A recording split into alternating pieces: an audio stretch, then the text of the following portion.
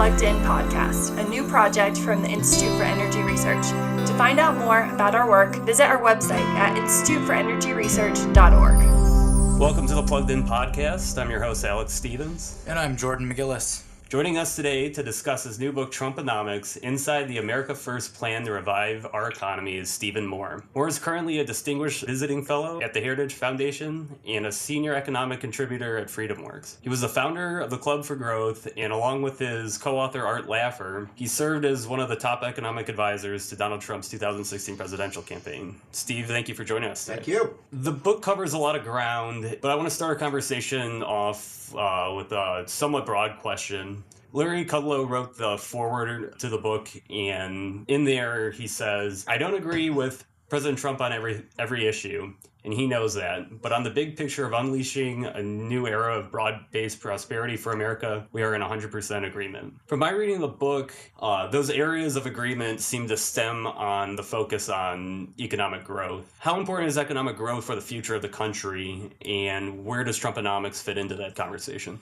Well, it's a great question. And when we first sat down with then candidate Trump back in early 2016, when he asked us to be his senior economic advisors to the campaign, one of the things that Larry and I and also Art Laffer really pushed on Trump was the idea that so many of the problems the country faces, whether it's our big deficits, whether it's our debt, whether it is our failing schools, the problems of the inner cities, poverty, all of these problems are so much easier to solve if you have a faster growing economy.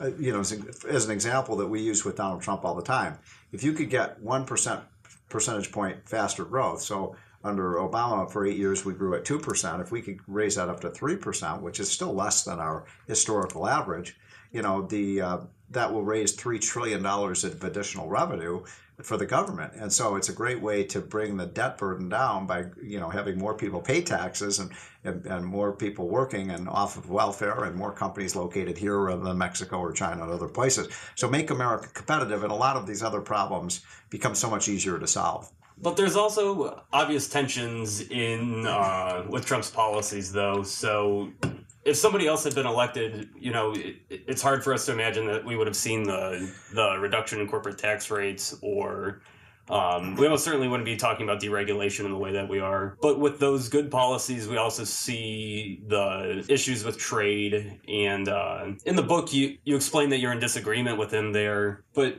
you also suggest that maybe his end goal in that whole thing is to move somewhere towards a freer trade policy. Mm-hmm. So could you outline your views on Trump's trade policy, and how does his approach to that fit into Trumponomics? Well, first of all, I'm always often asked, how is Trumponomics different than Reaganomics? Because both Larry and I and Art Laffer, worked for the Reagan, and Laffer was the architect of Reaganomics and his tax plan. So we all knew Reagan, me less than they did. But, Reaganomics, Reagan was a philosophical conservative.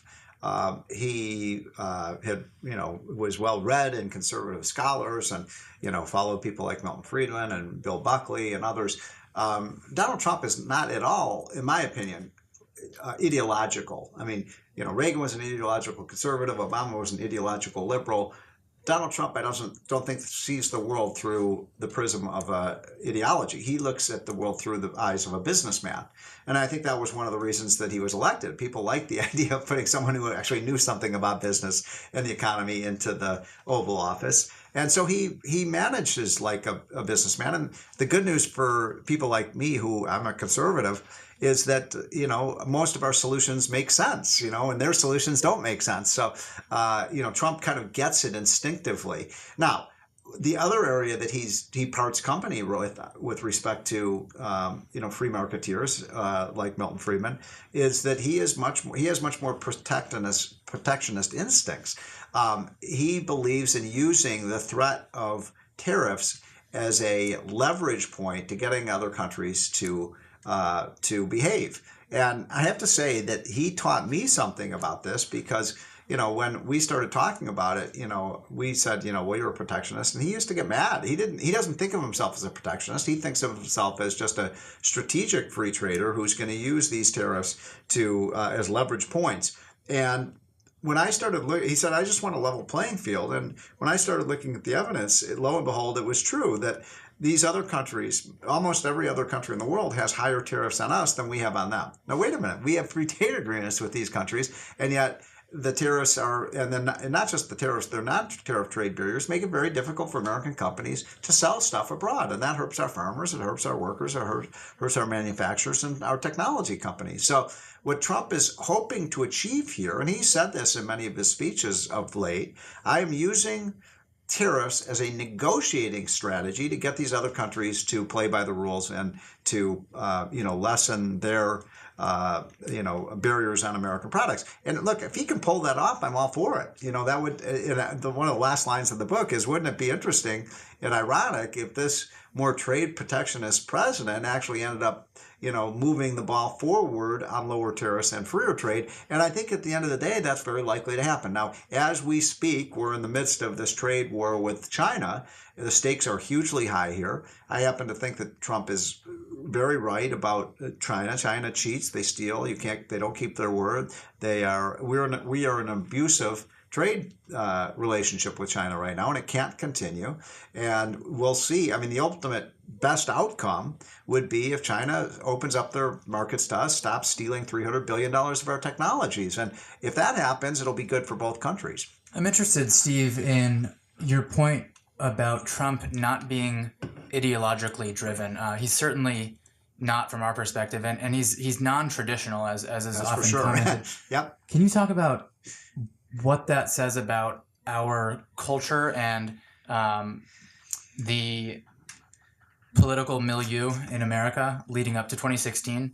Well, Trump, there's a lot in the book about politics and how Trump won the election. It's not just an economics book. It's actually more about politics, frankly, and economic policy. And, Trump did exactly the opposite of what all of the, campaign consultants recommended to Republicans, which was, all the campaign consultants after the Mitt Romney loss in 2012 said, we got to move to the middle. You got to do all these things to win Hispanic voters and black voters and this, this group and that group, the feminist vote and so on. And Trump did none of that. He basically said, look, there's millions and millions of voters out there that are just blue collar folks who feel completely disenfranchised, feel completely ignored. One of the things I found on the campaign was that, when I would debate liberals, they'd say, gee, why are the voters so angry? Everything's so wonderful under Barack Obama. I'm like, have you been outside the Beltway? Yeah, if you live inside the Washington Beltway, everything's wonderful. If you live in Silicon Valley or Hollywood, everything's wonderful.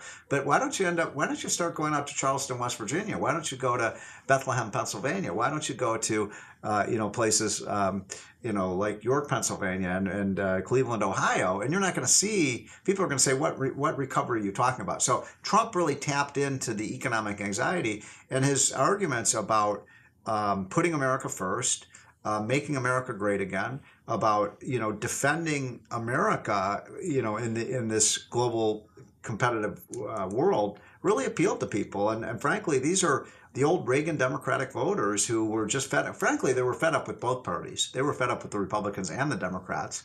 And along comes this non-politician. People love that about him. People love the fact that he was a non-politician. And for somebody who's not ever been in politics before, I have to say he has an amazing political instincts. One of the latter points in Trumponomics that you bring up as you lay out the 10 fundamentals is rejecting the narrative of decline. Yes. How does that fit with what you just described, which is a whole portion of our country that seems to be in a state of despair? Well, it's a great that's another great question. I mean, look, I've been thinking a lot more about this just personally. I mean, because as we speak, there's all this climate change hysteria, all these reports coming out by the UN and the U.S. government and so on about how we're facing, doom and gloom unless we give the government much more power and so on. And the truth is that our side, we as sort of free market, pro-liberty, pro-freedom people, we're optimistic about the future. And the left keeps saying why all of these things can't happen. Like, oh, we can't bring back the coal industry. We can't grow to 3.4%. We have to give up all of our fossil fuels. We have to live, we have to reduce our standards of living. And we believe, no, life on Earth is getting better. Human ingenuity and freedom will make people better off. That's why I talked about growing out of our problems.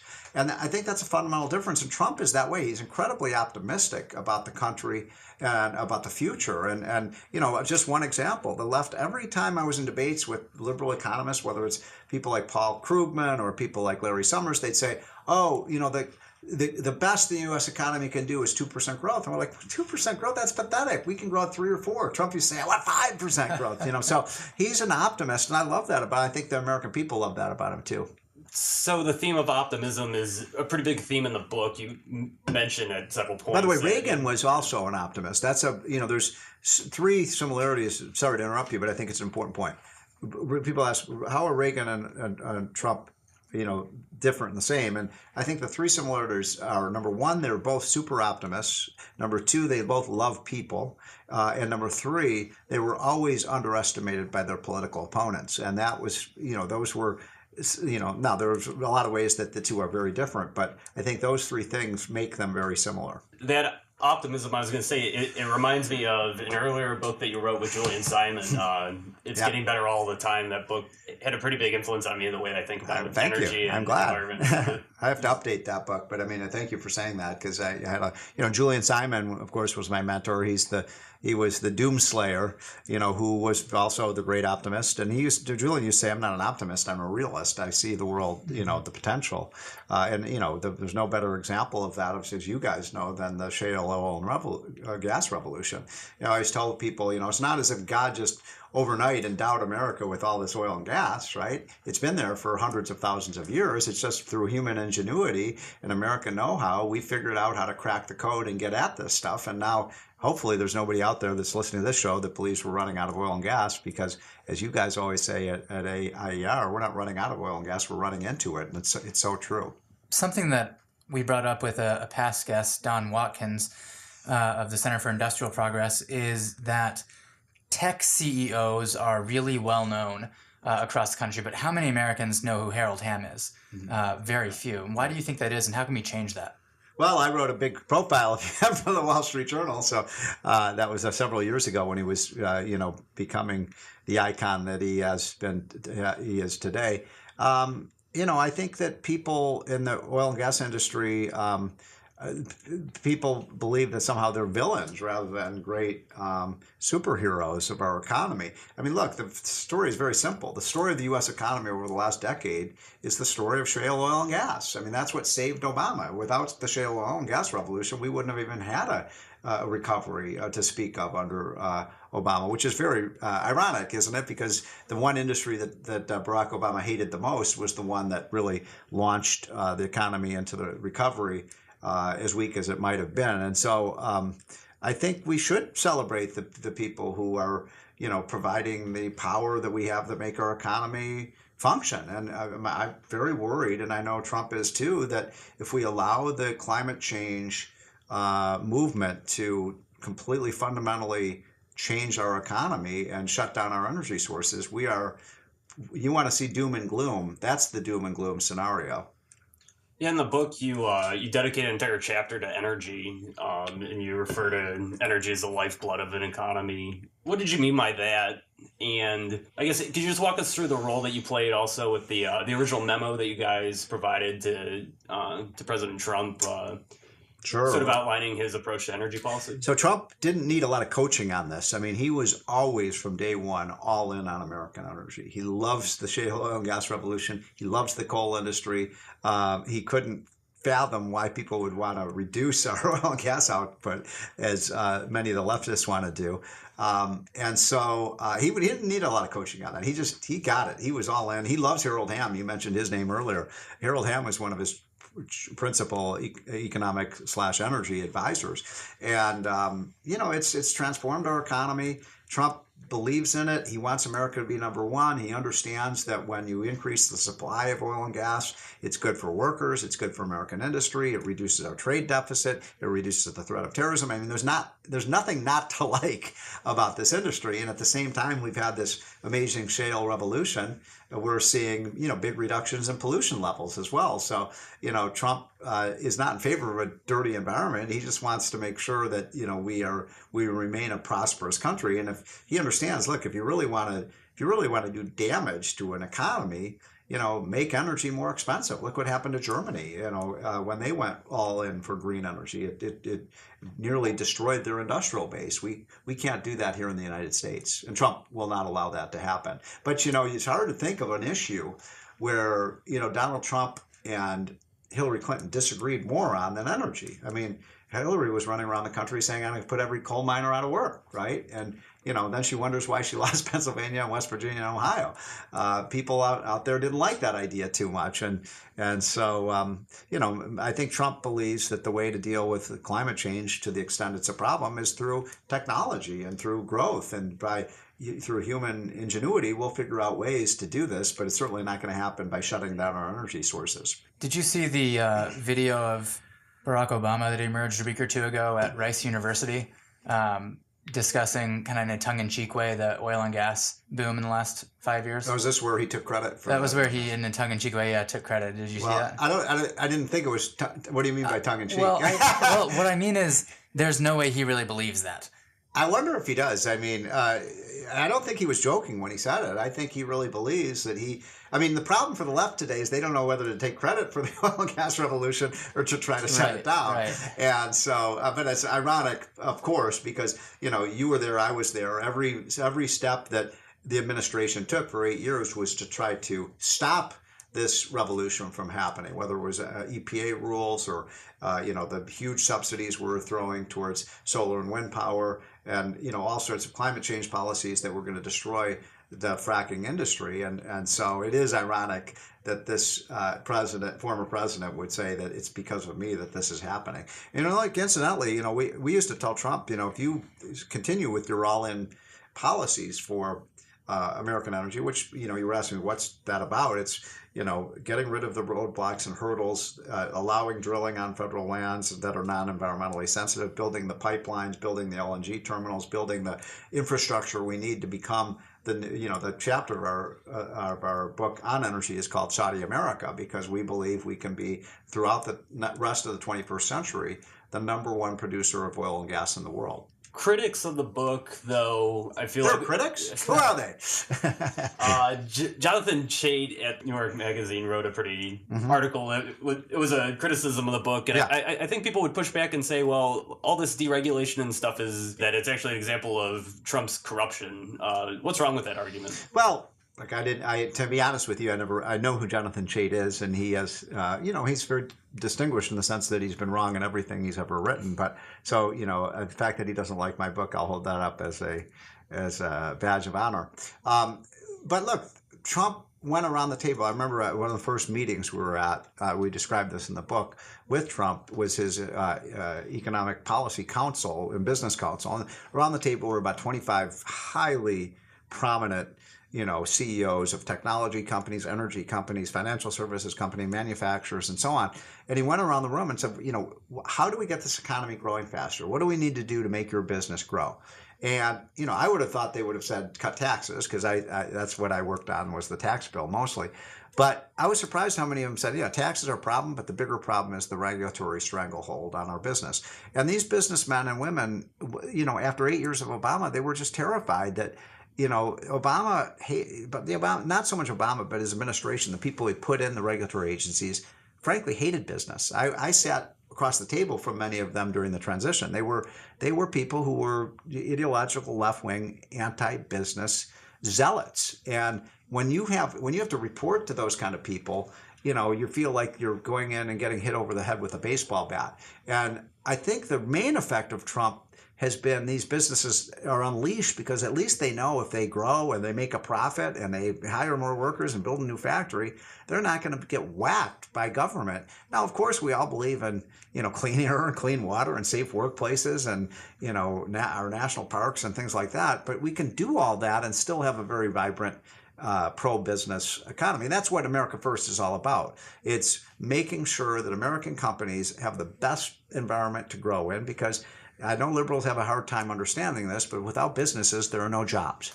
And you need employers to have jobs. And Trump is unapologetically pro-American business. Given that the Trump administration has already accomplished quite a bit with tax reform and this push towards deregulation, what do you see as being some tangible goals that they could accomplish? That's a great question. I think in the coming years, 3 or 4 things that really jump out to me.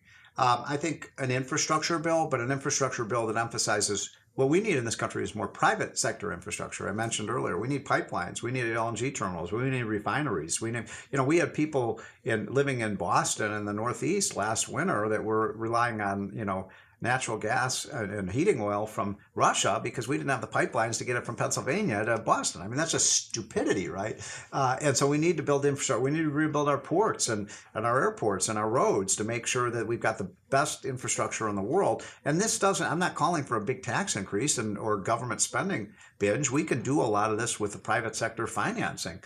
And I think that's what Trump is looking at. Unfortunately, the Democrats look at it as taking, as the old-fashioned public works projects and just funding it into the unions, and that's not what I'm talking about. Second of all, I think I'd love to see Trump get an immigration deal done where we do secure our border. Obviously, the American people care a lot about that, as Trump proved. But then also moving to the legal immigration system and moving towards, as Larry Kudlow says, get the brainiacs into this country. The people are and not just the brainiacs, the hardworking people who pick the fruits and vegetables and help our farmers and the people who work in our service industries and our hotels and our restaurants and the people who are the spinal cord of our economy, these hardworking immigrants who want to share our freedoms and become rich, and that's what America is all about.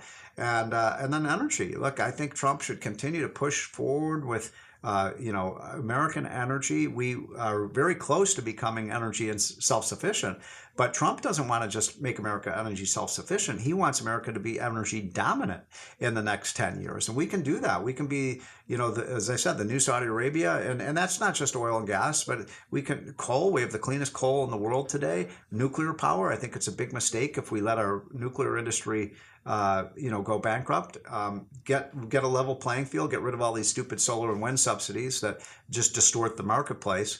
And then finally, when it comes to, getting the workers we need in this country, we need a new policy with respect to, work for welfare. So if you're going to get a welfare benefit, when you've got a 4% unemployment rate, there's no reason that everybody in this country who needs a job and wants a job can get a job. And this idea that people can get food stamps and Medicaid and AFDC and disability payments and all of these things and not have to work for it, we need all hands on deck now. So those are some of the policies that I think Trump should make a top priority. What are the biggest hurdles for him? Well, I think that obviously Nancy Pelosi as Speaker is a big hurdle. Sometimes he can be his own worst enemy. This book isn't just a love affair with Donald Trump, and we try to be very balanced in terms of the areas where I think he'd be well, served by not saying so much and maybe keeping his mouth shut more. Because look, I always say the thing about Trump is, I have a lot of relatives who hate Donald Trump. I'm like, don't listen to what Donald Trump says. Look at what he does and look at his record and look at his results. As the Wall Street Journal put it very, I think, cleverly not too long ago, they said, Donald Trump is the worst president ever unless you look at his results. And then he looks at like one of the best presidents ever. So, and then he's got to solve this trade problem. He's got to get this thing solved because there's no question the tariff threat is holding back the economy. I estimate we've probably reduced about 0.5% of our GDP growth because of these trade wars. I saw a headline today. The U.S. is a net exporter of oil for the first time in 75 years. Oh, I didn't see that. I mean, I know we're close to that, and if that's the case, that's great. Last week we had a weekly surplus, more exports and imports of the oil and refined products, I believe. Was that the IER? That's from I believe. Fantastic. I mean, this is what we've been.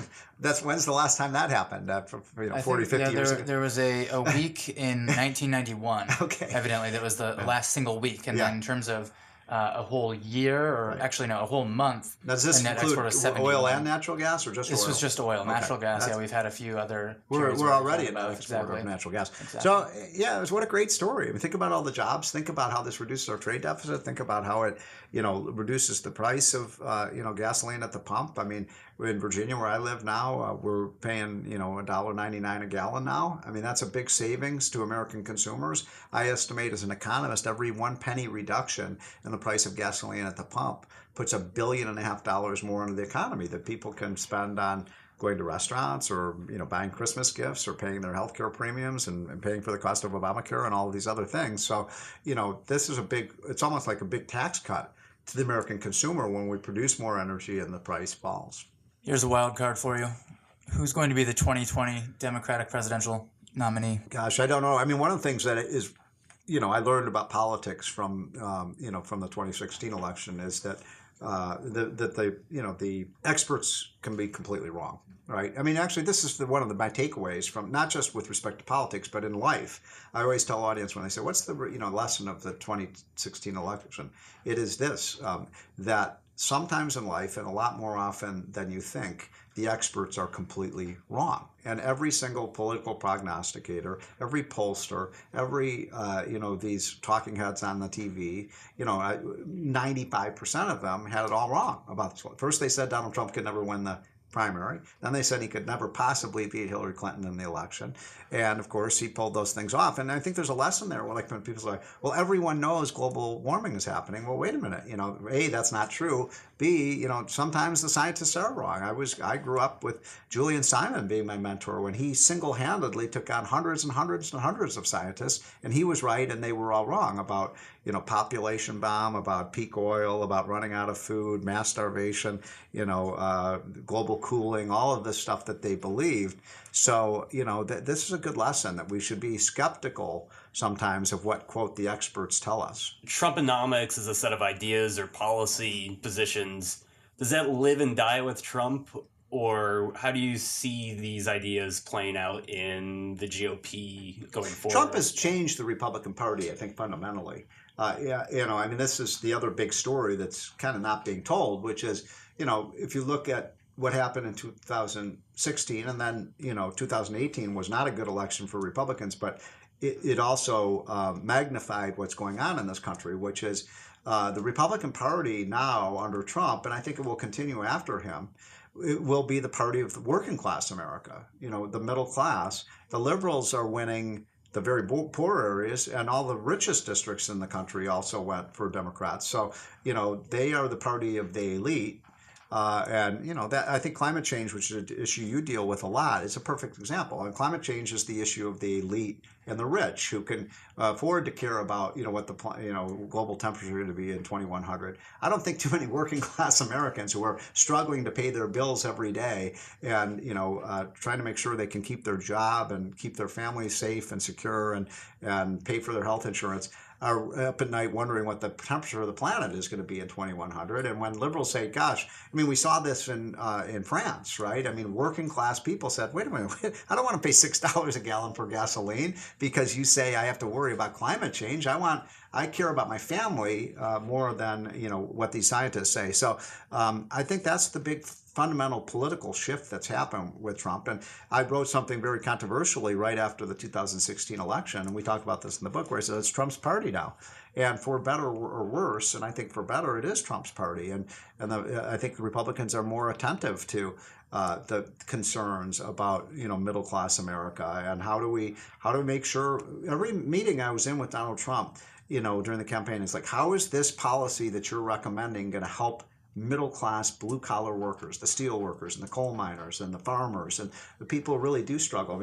There's a sense out there by a lot of liberals that Trump cares about rich people. He say the rich could take care of themselves. I care about those people who are struggling to make ends meet, working hard 40 hours a week. And that's one thing I love about him, frankly. The first meeting I had with him, I said, Donald, we called him Donald back then during the campaign. I said, I don't know if I love you, but I love your voters. These are patriotic, hardworking Americans that have been forgotten by Washington. Is there anything that we haven't touched on that that you'd want to discuss? I think that really, covered it. I'm really optimistic about the U.S. economy in the future. As we speak, the stock market's been on a roller coaster ride. Trump is struggling to get a deal with China, and so it's been a little bit of a rocky patch now. But I just think, that if the economy looks fundamentally strong to me, and manufacturing and construction, energy is doing well. And so I believe if this economy continues to roll on like it has over the last 2 years, Trump is going to win a 40-state landslide re-election. He's going to win every state he won, and he's going to pick up 5 or 6 more because people love prosperity. And as George Carville put it, it's the economy, stupid. And that's people may not like Trump personally, but they sure like what he's done for our economy and for our finances. Our guest today has been Stephen Moore. His book Trumponomics is available now. Steve, thank you again for taking the time to talk to us today. Well, thank you. I love what you guys do at IER. It's one of my favorite organizations, and I love the fact that anytime I need an energy statistic or to understand what's happening in the energy market, to get the real story, I can go to IER. We're always happy to help. So, thank you.